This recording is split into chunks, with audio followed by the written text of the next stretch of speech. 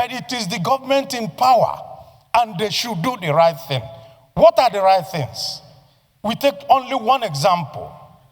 The governor of Kebbi said that somebody ordered troops out and people were kidnapped. Till today, nobody in Nigeria knows what happened. And no question has been asked. And we are sitting down here as a parliament, and we turn and we talk. Yet, somebody is responsible. If I'm the commander-in-chief, I will call the army commander in that place and the head of the army and say, if you don't get me the head of this person, who withdrew the troops to put all these children in jeopardy? Knowingly, whether by negligence or lack of interest, under your leadership, Mr. President, you have encouraged us to approve not once, not twice, special supplementary budget to support our armed forces, arising from the request of President Bola Ahmed Tinubu. Those requests were not meant for the armed forces to buy ice cream. It wasn't meant for them to do tobola in military nightclubs. They are meant to strengthen the armed forces, to re-equip them, to give them access to acquire modern technology, and to train, and even now, directive to recruit more men and women into the armed forces. Therefore, there can be no question that President Tinubu is doing his best. My name is Engineer Abaribe, and I represent Abia South. The writer, George Orwell, made a very profound statement, which I will quote. He says that in times of universal deceit, telling the truth becomes a revolutionary act. We are being told every day to be patriotic. We are being told here that we shouldn't say anything against. We are being told that, oh, you shouldn't talk about the past. You should focus on the present. Yet, on this floor, rather than focus on what we're supposed to talk about, we go back to say, oh, during 2015, oh, the Chibok girls happened, and oh, we are now rescuing people. People were not rescued at that time. During Chibok, 17 local governments in Katsina were not having parleys with bandits. People in Kebbi were not leaving all the rural areas and coming to only the urban areas to stay. People in Niger were not being kidnapped. So why do we need to?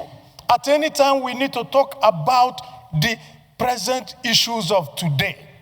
We go back to start to look for excuse for our failures of today. I only want to say, let us do the right thing.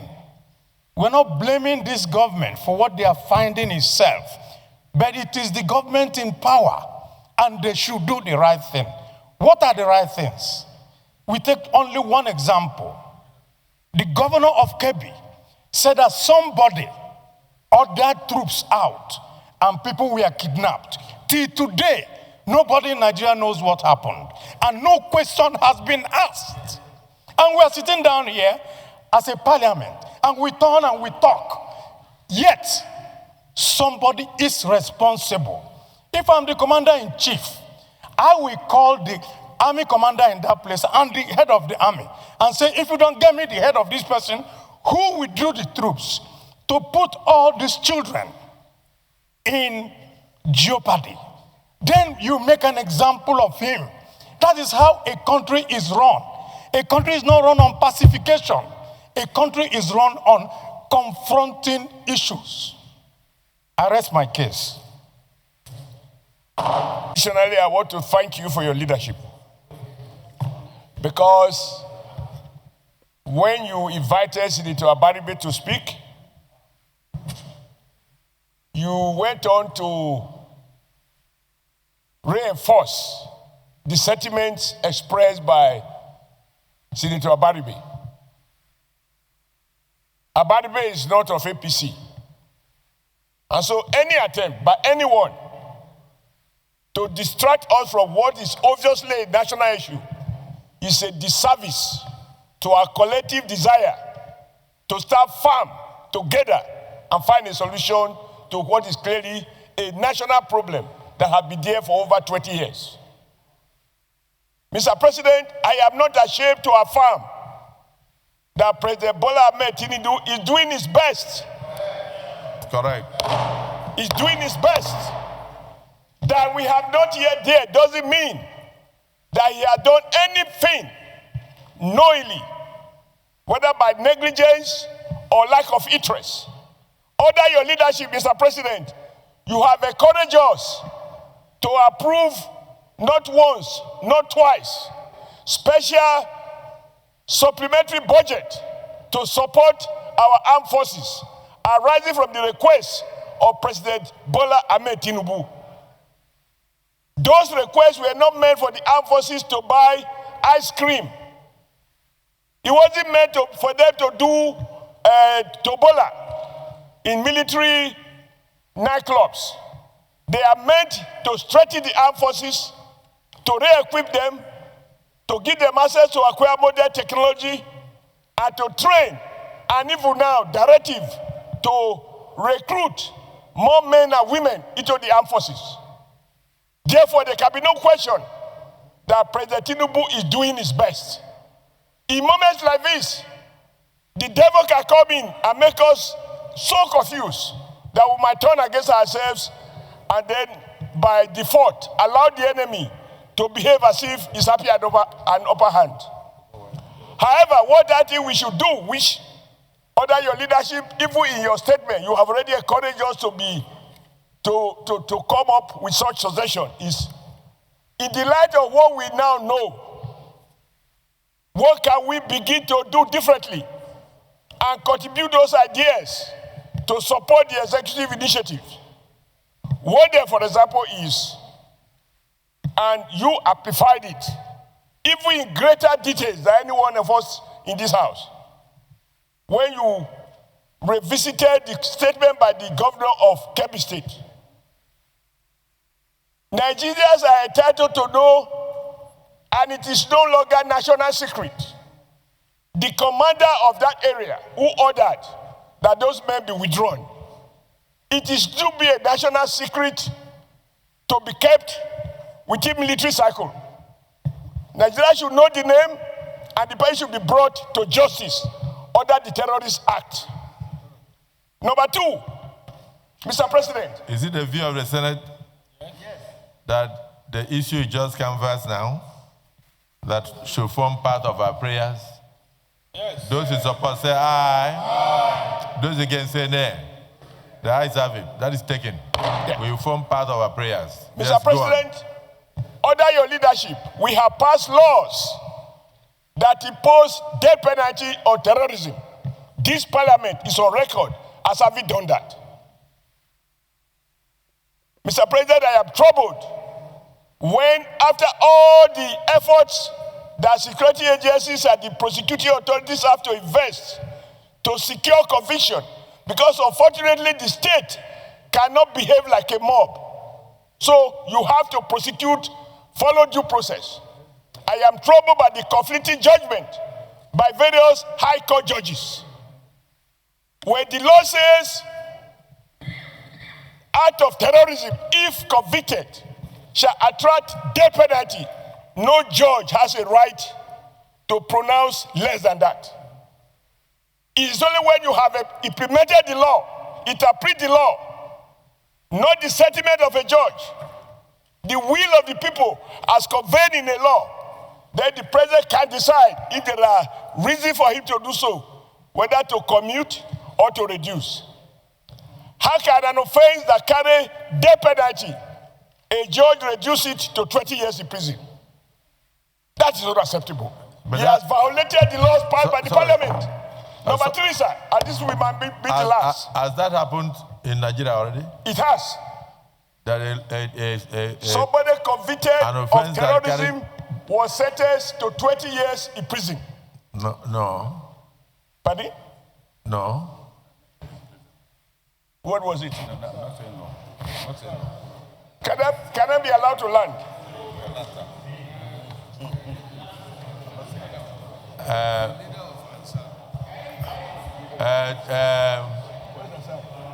The civil senator, you have, Mr. President, that is the leader of Assad. They have a group.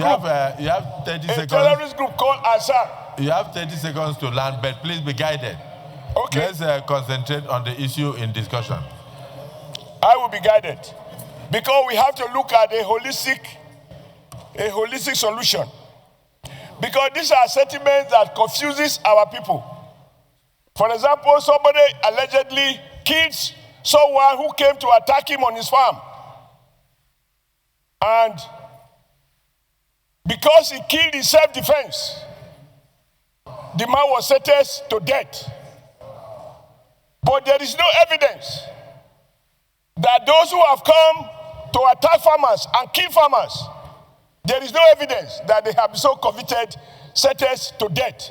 These are some of the issues we have to deal with so that nobody is given any excuse to misunderstand what is clearly a national challenge.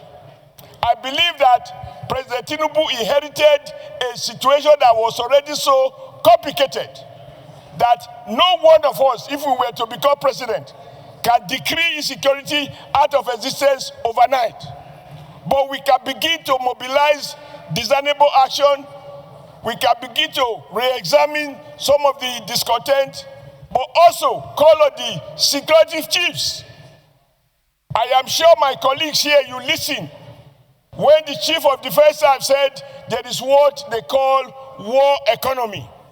That is to say, there are officers who may well be making money from this crisis. And that is why the issue of accountability, even on the part of the armed forces, is now a requirement that our relevant committees should be able to work on and ensure that we do not have saboteurs in the army or those who don't want the crisis to end, such that, we keep appropriating money, people are getting richer, and more Nigerians are being wasted. But I conclude by saying, all of us must commend the president for what he has been doing. If you see his face on television, you know that the president is not sleeping. What we need is our collective wisdom to reinforce his own limited wisdom, because nobody has monopoly of wisdom, so that together we can find a holistic solution. This situation calls for national unity.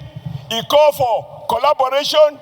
We must not talk as Christians or as Muslims. We must not talk as Northerners or Southerners, Easterners or Westerners. It's a national challenge, and we need a national solution. Thank you, Mr. President. Thank you. And please, note that the prayers are multifaceted.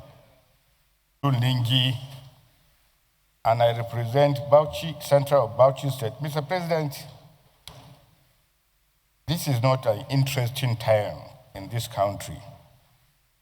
And Mr. President, for those who follow social media, particularly the Senate Forum, when Onanuga, the president's spokesman, wrote that the president has canceled his trip to South Africa and Angola, I was the very first person to forward that to our forum, to our platform, and went ahead to say, this is the right thing and the proper thing, and therefore is commendable. I'm not an APC man. Mr. President, at times like this, moments like this, when you honestly see very clear design by some foreign powers to take over the affairs of this country, if you're a Nigerian, and a decent Nigerian, and a patriotic Nigerian, and you think that does not matter, I think you need to question your patriotism. You need to question your citizenship. Mr. President, at this point in time, what we require is a collective concern. This is not a military regime. This is a democratic regime, where in the military you say the box stop on the table of the president. This is democracy. The box stop not only on the office, at the desk of the president, the box also stopped on the table of the Senate president at the head of legislature. Now, following from what Sani Musa said, you see parliamentarians, the affects lawmaking body in Nigeria is the Senate. And Mr. President, you see us asking ourselves, looking for possible answers. Mr. President, the standing committees were not created for ceremonies. The standing committees were created to answer some of the questions arising from what senators are asking. Mr. President, we cannot sit here and security questions were raised as to what happened in Kebbi. Why did it happen? Who are we asking? Don't you have Army Committee? Who are we asking? Don't you have Navy Committee? Who are we asking? Don't you have Defense Committee? Who are we asking? Don't you have Security Committee? Mr. President, it is abnormal. And for me to sit here and begin to see my colleagues raising questions that we are the ones to provide answers for. Mr. President, just one president, elected there and the vice president. We are all elected.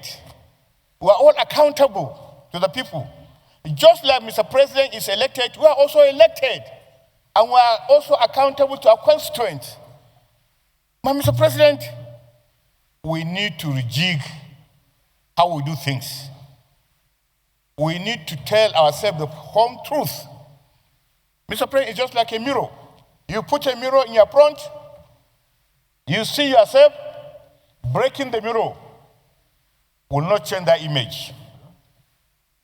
No matter how you do, what you see is what you get. What you are is what you get. Mr. President, we need to be proactive, and we need to come with a very clear perspective how to deal with these issues. Mr. President, you and me discussed yesterday that the widow of late Uba said nobody talked to her after her husband was gunned down. Nobody has communicated to her. Who are we going to ask? Are we going to tell the president to call commander-in-chief to ask? Or are we not having committee of the army here that will call the people? Look at this interview by Mrs. Uba, Musa Uba. What did you do and what did you not do?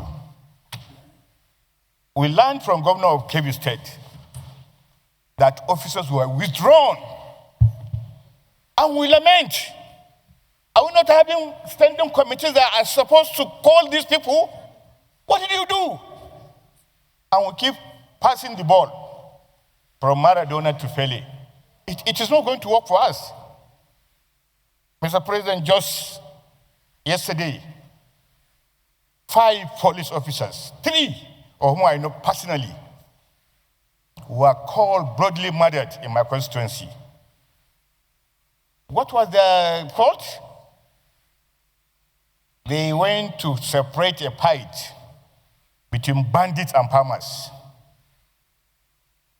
And these gentlemen were called brutally murdered. Mr. President,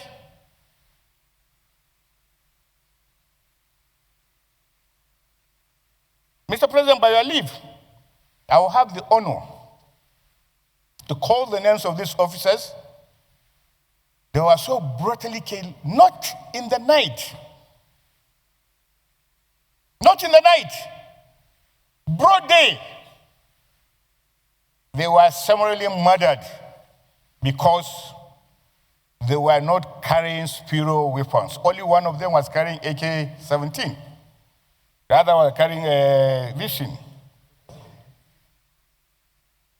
AK-47. AK-47. Only one of them, the DSP. And the names of these officers, I will call their names. This is the reality of Nigeria. DSP Ahmed Mohammed, killed. Assistant Superintendent Mustafa Mohammed, killed. Inspector Amahil Yunusa, killed. Inspector Idris Ahmad, killed. Corporal Isa Muazu, killed. In my constituency, local government Darazo. Mr. President, you can imagine the agony that these families are undergoing. Mr. President, in the time past, we're having some of the best military formations, military officers. We're having some of the best police officers and police formation all across the globe. In fact, at a particular time, Major General Agwai got an outstanding honor as one of the best serving general in Africa. And today, Mr. President, did you ask yourself whether the Agwais and the Dambados of those years and several, the Njumas, several of them that are still alive, whether anybody has called these officers to say, please, gentlemen, where did we miss it? Why were we the very best military country in Africa? Why were we the best police country in Africa? And where are we here? So it is a collective endeavor, Mr. President, and as long as we continue to see kidnapping as just a crime, we're not going anywhere, because kidnapping has so much been commercialized. People are leaving their jobs in cities and villages, and kidnapping now is one of the best paying jobs in Nigeria, all across. In fact, kidnapping now pays more than oil. Kidnapping pays more than sitting as a senator or sitting in the villa. And therefore, as lawmakers, what do we need to do? We now look at kidnapping and say we must amend our laws to say kidnapping is a terrorist act and must therefore be treated as such and must therefore carry the death penalty. And that is some of the ways we have to go. Mr. President, the entire security architecture of our country we need just to sit down. It is not about talking in plenary here. It is not talking about one committee or the other. We must be able to find out. It's not about just national security. Every committee that needs to answer his name must answer his name here in plenary or in executive session. And therefore, going forward, most of the questions arising from our colleagues is not to the president, it's to ourselves. And therefore, the Senate Leader Office,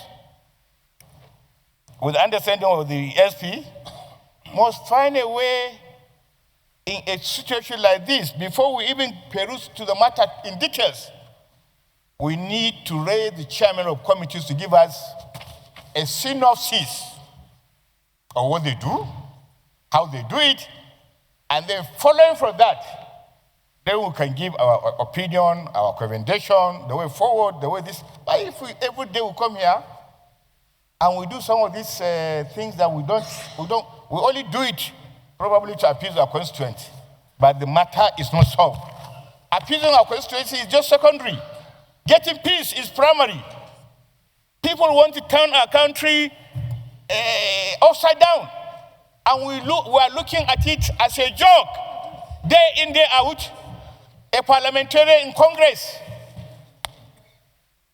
will make a whole contingent of federal government go there. Member of Congress, that is equal of number of house. One person. Member of a subcommittee.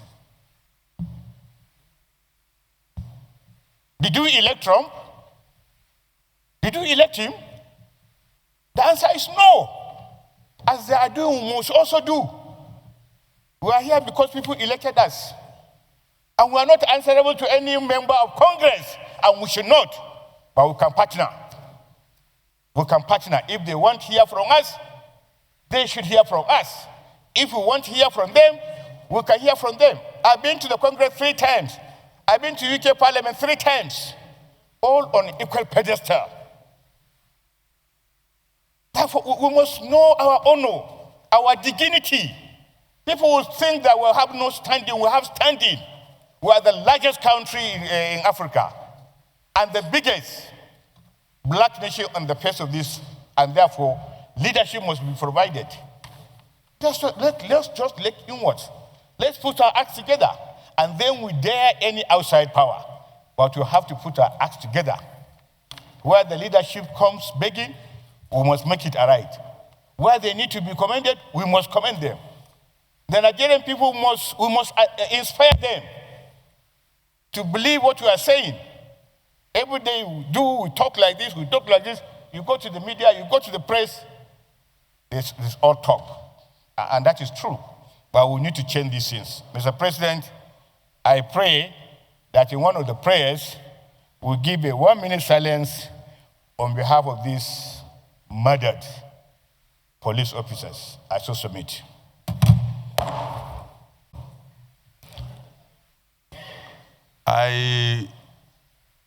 I want to associate myself with the submission of Senator Abaribe.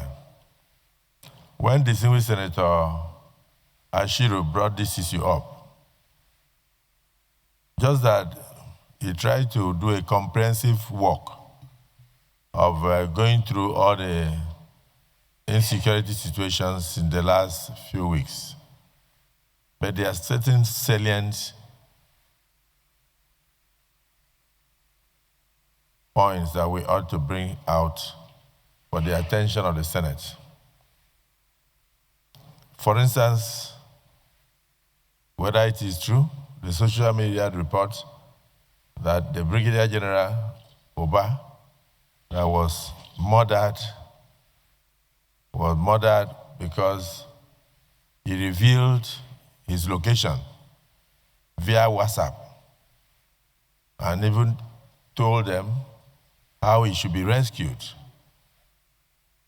And it is said that there was complicity and that somebody within the security agencies sent the location to the bandits. And the bandits went there and captured him. It's not easy for a general of that nature to be captured and killed in a war situation. The country loses a lot. And then in the case of, is it St. Mary's or so, in Kebbi State or what, the school? I'm talking about the one that the soldiers withdrew. Where? In Kebbi Matters.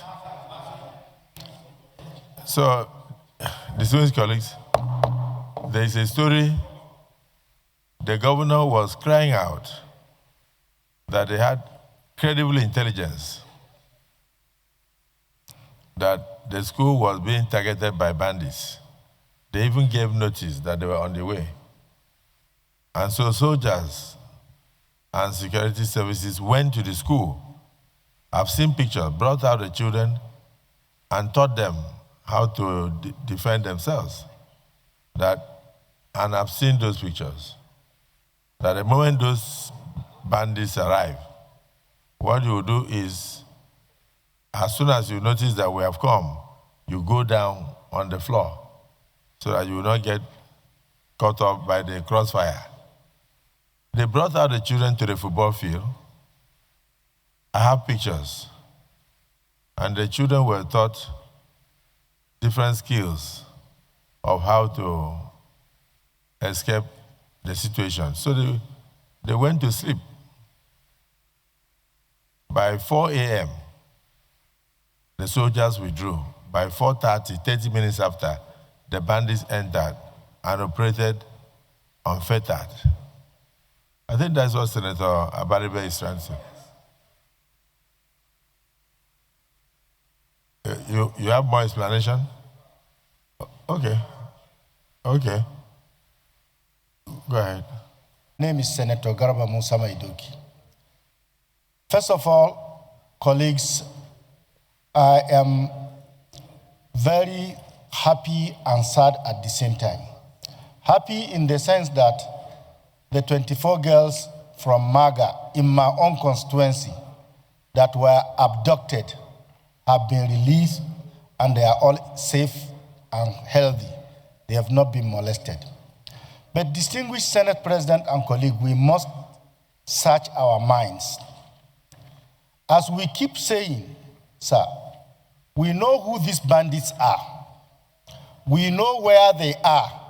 We know what they want. What is left for us to conclude if we are going to do negotiation, do it and finish it? If we are going to fight, we fight it to the finish. What is the big deal? We know everything. Why are we covering? Why are we covering all these things? And I want to align myself with distinguished Senator Abaribe. Sir, the issue that must take precedence is who withdrew the soldiers from Maga Primary School, on whose instruction. The world want to know, Nigerians want to know, we that is particularly affected, we want to know, sir. Because if we don't get to the bottom of this incident will be repeating itself. Thank you very much, the Senate President. And distinguished colleagues, please, these are, even one human being could have spoken on behalf of the Senate. And by implication, you have spoken on behalf of Nigerians. We are, even as I speak now, we are still facing the attacks. This is orchestrated, this is organized, and this is meant to damage the image of democracy. And all these things started with just a tweet from President Trump. People are trying to justify or call on the American president to come here and attack people. And they started by talking genocide. I want you to understand that when it rains, it does not rain on only one roof. Any issue about war, all sides will suffer.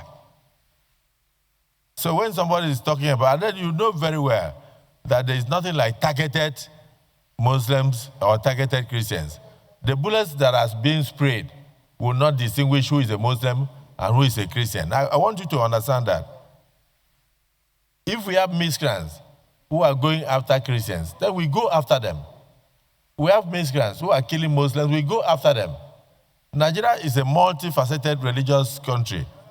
We cannot come here and try to say, oh, one group is being attacked, the other group is not being attacked. What we are seeing here is an attack on all religions. It's an attack on all citizens of the country. It's an attack on the democracy of our country. It's an attack on Nigerian citizens. It's an attack on Nigerian government. So we must rise up to the occasion, debate and point out the reality. Let the world know that we want to be safe. We are not, how can we as a country choose insecurity? We cannot. And we cannot choose fear over peace. We cannot choose despair. So when we are discussing, we must take a very strong exception to certain acts that have happened, whether it's from the security agencies or otherwise. But when somebody says, commend the president for even the initiative of ensuring the release of over 58 children, one child that is released is a big relief to the whole country and to that family. 58 is something we should commend. And then at the same time, you're encouraging him to go after others. He has canceled all engagements. He's sitting down now and tackling on a daily basis. Even yesterday night, he met with security chiefs up to 4 hours to see how he can bring this situation to an end. And this Nigeria is very fast. And these people are moving around, going after soft targets. So let us, and like Senator Garba said, he said in their communities in Kebbi State, that they know the bandits, they know where they stay, and they know what they want. And they are mingling with people, and that even some of the local government authorities are negotiating with them and paying them money. So these are things we must bring out and then forward to the executive. Let the executive also join us to find solutions. Even the security agencies must also know that even the locals know these people, and they can work with the locals to fish these people out. It's a very serious issue. It's not something that we trivialize and try to say this side or that side. That's the only problem. There's no side. There's only one side on this issue of security. Only one side. Only one side. Senator Oshimole. Osita Izunaso, OFR. Letter of appreciation to the President of the Senate. I write to express my gratitude to you, distinguished Senate President, and to the entire Senate for the overwhelming honor, support, and solidarity extended to me during the celebration of my attainment of the Doctor of Philosophy PhD degree in law from the Nile University of Nigeria, which occurred on Thursday, 19th November 2025. We just want to announce that you have PhD. I am especially grateful to the Deputy Senate President, His Excellency Senator Barau Jibrin, who graciously chaired the occasion and demonstrated uncommon humility, brotherhood, and leadership throughout the event. His presence, alongside that of several distinguished senators who took time out of their demanding schedules to attend, made the ceremony deeply memorable. The Senate has once again shown that beyond our legislative engagements, we are a family committed to excellence, learning, and mutual upliftment. I remain humbled by this collective show of goodwill and do not take it for granted. Please accept, distinguished Senate President, the assurances of my esteemed regards as I continue to serve our great nation with renewed dedication, guided by the knowledge and values that this academic milestone represents. This letter is signed by distinguished Senator Osita Izunaso, OFR, PhD. Congratulations. And on behalf of the Senate, I congratulate you, and I also thank our distinguished colleagues for the show of solidarity.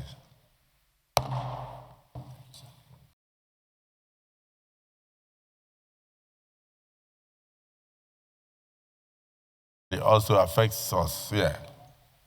This renewed strength of the insurgents is as a result of the statement by the President of America that he will come in and strike to remove them. So what they are doing is also very political. They want to see how they can cause as much insecurity as possible so that it will encourage America to come in and then remove the government for them. Because as far as they are concerned, what they want is government. They are not interested in the lives of the people. So as we are speaking here, we should realize that removal of government affects, in quote, both sides. I don't like to use the word both sides. So people should not think that there is any side to insecurity. There is only one side, and that side is the protection of Nigerians. And the second aspect is that we must rise up collectively behind the leadership of the country. The president must be encouraged. We must rally around the president to do his best to minimize and stamp out insecurity and make Nigerians to sleep well. You can see in a day, you can have up to 4 or 5 of these things. I just mentioned that even yesterday night, So it's not something that the same community that those children were returned, they've gone there to go and kidnap 11 people, including a pregnant woman. So we must realize that we are under attack. We are under attack. And so we can't feel safe here. To remove withdrawal of policemen, yes, for certain VIPs, they could be replaced with the civil defense. They are still armed, but not police. Police must go back to their constitutional duties immediately, while we encourage them to train more. So, distinguished Senator Yaya, I don't know whether you have anything to add, so that we can round up and go into... Thank you, Mr. President. All I had